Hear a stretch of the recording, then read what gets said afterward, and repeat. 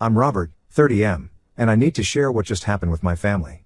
My father, 58M, has disowned me because my sister Sarah, 28F, convinced him to do it. She's always hated me, and now she's finally succeeded in turning our dad against me completely. I grew up in a middle-class family in a suburban neighborhood. My parents, John, 58M, and Linda, 56F, both worked hard to provide for us. Dad was an accountant at a local firm, and Mom was a high school English teacher. They always emphasized the importance of education and hard work. I'm the oldest of 3 siblings. There's me, my brother Mike, 26M, and Sarah. From a young age, it was clear that Sarah was the favorite child. She was born when I was 2 and Mike was on the way. Mom often told the story of how Sarah was a miracle baby because they had trouble conceiving her. As we grew up, the favoritism became more obvious. Sarah got the best of everything: clothes, toys, attention. When I was 10, I desperately wanted a new bike for my birthday. My parents said it was too expensive. But just a few months later, they bought Sarah a brand new bike just because. This pattern continued throughout our childhood. In school, I was always a good student. I worked hard and got mostly A's and B's. Mike was similar, though he struggled a bit more with academics. Sarah, on the other hand, was average at best.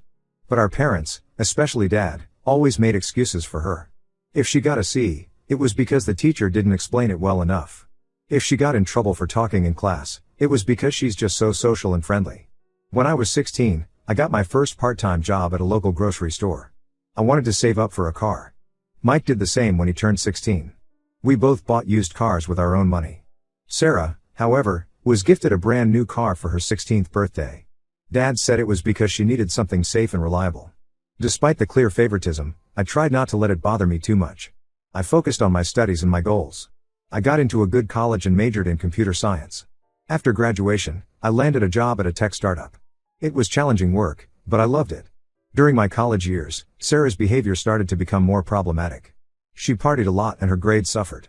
She changed majors 3 times before dropping out altogether in her junior year. Our parents were disappointed, but they quickly shifted to making excuses for her. College isn't for everyone, they'd say. Sarah just needs to find her passion. After dropping out, Sarah moved back home. She took a part-time job at a clothing store at the mall, but most of her paycheck went to buying new clothes and going out with friends. Our parents didn't charge her rent and continued to pay for her car, insurance, and phone. Meanwhile, I was working 60-hour weeks at my startup job, trying to climb the corporate ladder. I met my wife, Emma, 29F, at a tech conference. We hit it off immediately and got married 2 years later. Emma is a graphic designer and we complement each other well. The tension between Sarah and me really ramped up about a year ago. I had just gotten a big promotion at work, and my parents threw a family dinner to celebrate. Sarah showed up late, already tipsy from drinking with friends beforehand. Throughout dinner, she kept making snide comments about how I thought I was so much better than everyone else because of my job. I tried to ignore her comments, but she wouldn't let up. She started bringing up embarrassing stories from our childhood, clearly trying to make me look bad.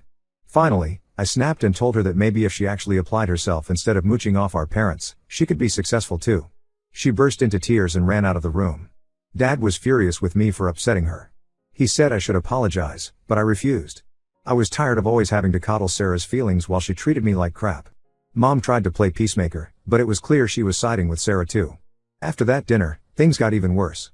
Sarah started telling our parents that I was bullying her whenever we were around each other.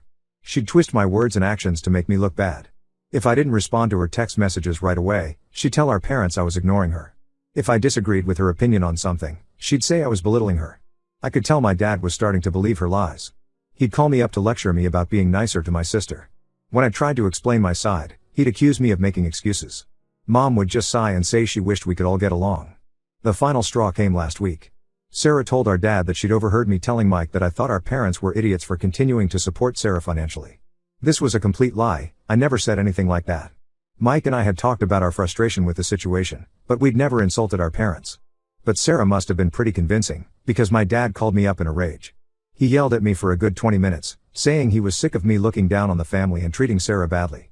He accused me of being jealous of Sarah and trying to turn everyone against her. He said I was ungrateful for everything they'd done for me. I tried to defend myself, but he wouldn't listen. He just kept yelling about how I'd betrayed the family. Finally, he said the words I never thought I'd hear: "You're no longer my son. Don't bother coming around anymore. You're dead to me." I was in shock. I couldn't believe my father would disown me over Sarah's lies. I tried calling my mom to talk some sense into him, but she just cried and said there was nothing she could do. She said Dad was set in his decision and that maybe if I apologized to Sarah, things would blow over. But I refused to apologize for something I didn't do. I called Mike to see if he would back me up, but he was hesitant. He said he believed me, but he was afraid to speak up against Sarah and risk getting disowned too. He has a wife and a baby on the way, so I understand his reluctance to rock the boat. It's been a few days now, and I'm still reeling. Emma is furious on my behalf and wants me to cut ties with the whole family. She says they've never appreciated me and that we're better off without their drama. Part of me agrees with her, but it's hard to think about never speaking to my parents again. I've tried reaching out to a few extended family members to explain the situation, but most of them seem to be taking Sarah's side. My Aunt Carol, Dad's sister, even called to tell me how disappointed she was in my behavior. It seems Sarah has been spreading her lies to the whole family. I don't know what to do. Part of me wants to fight back and prove Sarah is lying. I could show them my phone records to prove I never had the conversation she claims to have overheard. I could point out all the times in the past where she's manipulated situations to her advantage. But another part of me just wants to walk away from all the drama. I'm tired of feeling like I have to constantly prove my worth to my own family. Emma and I are trying to start our own family. She's actually 12 weeks pregnant, though we haven't told anyone yet because of all this drama. Maybe it would be better to focus on our future and let go of the past. I've thought about writing a letter to my parents explaining everything, but I'm not sure if they'd even read it.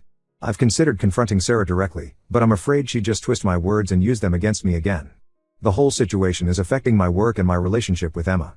I'm having trouble concentrating at my job, and I find myself getting irritable with Emma over small things. She's been incredibly supportive, but I know it's wearing on her too. I've thought about suggesting family therapy, but I doubt Sarah or my dad would agree to it. They both seem to think I'm the only problem. And to be honest, I'm not sure I want to sit in a room and hash this out with them. The thought of it just makes me feel exhausted.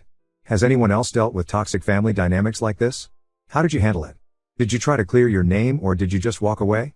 I could really use some advice on how to move forward from here. I never thought I'd be in a position where I was cut off from my family, and I'm struggling to come to terms with it. Update 1: It's been about 2 weeks since my last post, and a lot has happened. First, I want to thank everyone for the supportive comments and messages. It really helped to know I wasn't alone in dealing with difficult family situations. After taking some time to process everything and reading through all the advice, I decided to try one last time to talk to my dad. I figured I owed it to myself to at least attempt to clear the air before potentially cutting ties for good. I sent him a text asking if we could meet up in person to talk things through calmly. To my surprise, he agreed. We arranged to meet at a coffee shop near his work during his lunch break. I was nervous all morning, trying to plan out what I would say. Emma gave me a pep talk before I left, reminding me to stay calm and stick to the facts. When I arrived at the coffee shop, Dad was already there. He looked tired and older than I remembered. At first, things were tense and awkward. We made small talk about the weather and his work for a few minutes before I finally brought up the reason for our meeting. I calmly explained my side of things. I told him how hurt I was that he would believe Sarah's lies without even asking for my perspective. I pointed out all the times in the past where Sarah had twisted the truth to make herself look better. I even showed him my phone records to prove I hadn't had the conversation Sarah claimed to overhear. To my shock, my dad actually started to tear up. He admitted that deep down, he knew Sarah could be manipulative sometimes. But he said he always felt like he had to protect her because she was more fragile than Mike and me. He talked about how Sarah had struggled with anxiety and depression in high school, which was news to me, and how he and Mom always worried about her self-esteem. We ended up talking for over 2 hours. Dad opened up about a lot of things I never knew. He talked about the pressure he felt to provide for the family and how he often worked overtime when we were kids to make ends meet. He admitted that he probably overcompensated with Sarah because he felt guilty about working so much when she was young. By the end of our conversation, Dad apologized for disowning me so hastily. He said he'd been stressed about work and other issues, and he'd taken it out on me unfairly. He promised to talk to Sarah and get to the bottom of her lies. He even suggested that we all sit down as a family to hash things out. I left feeling cautiously optimistic. It seemed like maybe we could start to repair our relationship. Dad hugged me before we parted ways, something he hadn't done in years. I called Emma on the way home to tell her how it went, and she was happy for me but warned me not to get my hopes up too high. That optimism was short-lived, though. The very next day, I got a call from Mike. He was upset and told me that Sarah had found out about my meeting with Dad. Apparently, Dad had mentioned it to Mom, who then told Sarah, thinking it might encourage her to reconcile with me too. But Sarah didn't take it well at all.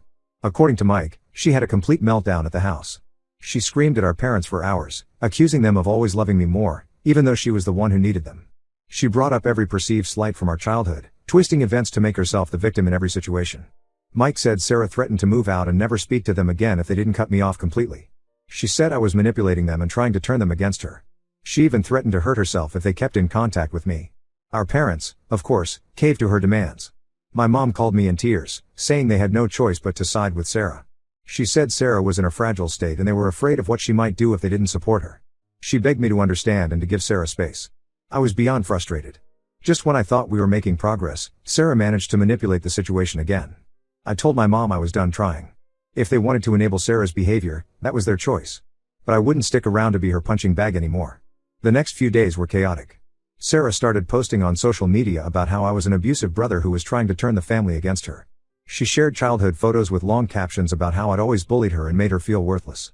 Some extended family members and old friends started messaging me, asking what was going on. I was tempted to fight back and tell my side of the story publicly. I wanted to expose Sarah's lies and manipulations. But Emma convinced me it wasn't worth it. She said engaging would only give Sarah more ammunition and drag out the drama. She reminded me that the people who really mattered would see through Sarah's lies. Instead, I decided to focus on the people who really mattered. I reached out to Mike and told him I understood if he needed to keep his distance to avoid drama with our parents.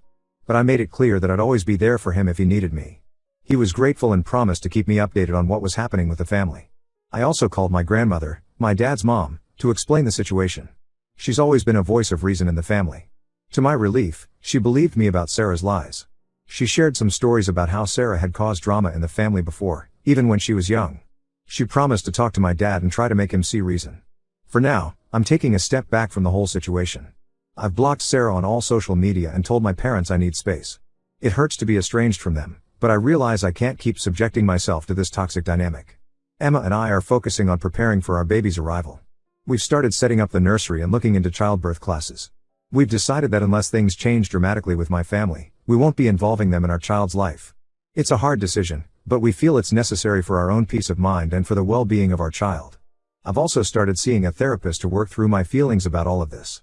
It's helping me process the anger and hurt, and giving me tools to set healthier boundaries. Emma and I are also doing some couples counseling to make sure we're on the same page about everything and to strengthen our relationship as we prepare to become parents. At work, I've had to have a difficult conversation with my boss about what's going on. The stress was affecting my performance, and I wanted to be upfront about it. Thankfully, he was understanding and has allowed me to adjust my workload a bit while I deal with everything. I'm trying to stay positive and focus on the good things in my life.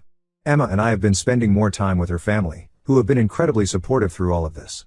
We've also been reconnecting with old friends and building a strong support network outside of my biological family. It's not easy, and there are days when I still feel angry and hurt about everything that's happened. But I'm trying to take it one day at a time and remember that I can't control anyone's actions but my own. I'll update again if anything significant changes. Thanks again to everyone for the support and advice. It's made a real difference in helping me navigate this difficult situation. Update 2: It's been about 3 months since my last update, and I wanted to share some surprising developments.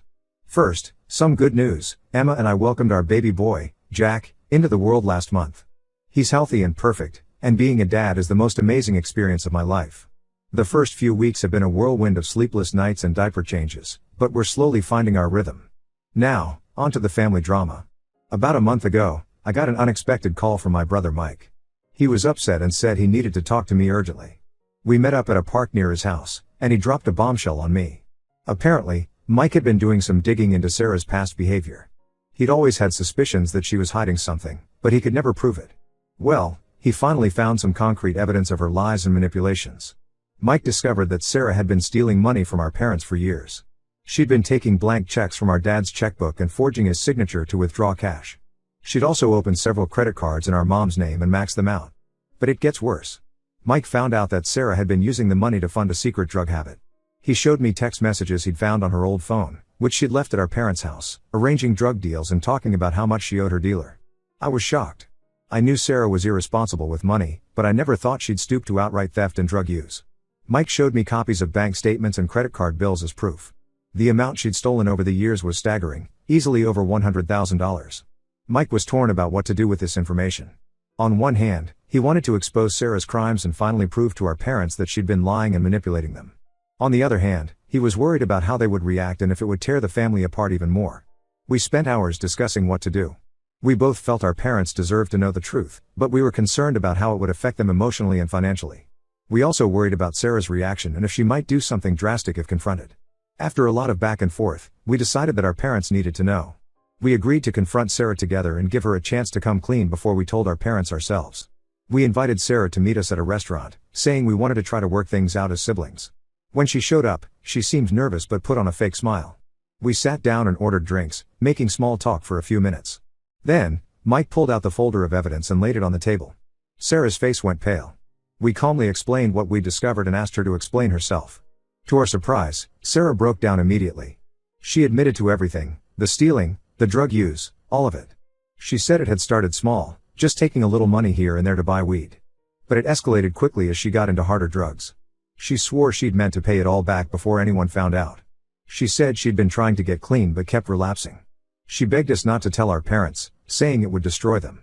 We told Sarah she had two choices: either she could tell our parents herself and agree to get help, or we would go to them with the evidence. She pleaded with us to give her more time, but we stood firm. In the end, Sarah agreed to come clean to our parents. Mike and I went with her for support and to make sure she told the whole truth. The conversation with our parents was one of the hardest things I've ever been through. Mom couldn't stop crying. Dad looked like he'd aged 10 years in an instant. They were hurt, angry, and completely blindsided. Sarah promised to get help for her addiction issues and to pay back every cent she stole. Our parents said they would support her getting treatment, but that she couldn't live at home anymore. They also decided to press charges for the identity theft and fraud, hoping it would force Sarah to take her recovery seriously. As for me, my dad pulled me aside after everything came out and apologized profusely for not believing me before. He admitted that he'd enabled Sarah's behavior for far too long and that he should have seen the signs.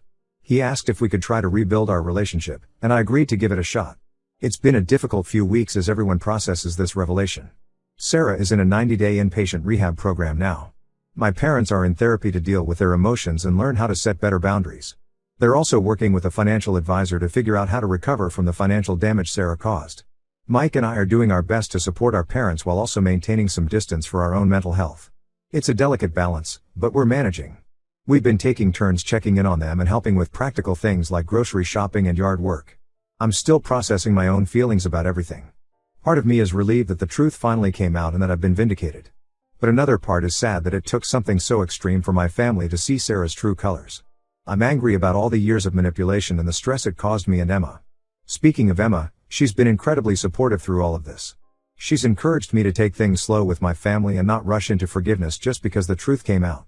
She's also been amazing with Jack, taking on extra baby duties when I've had to deal with family stuff.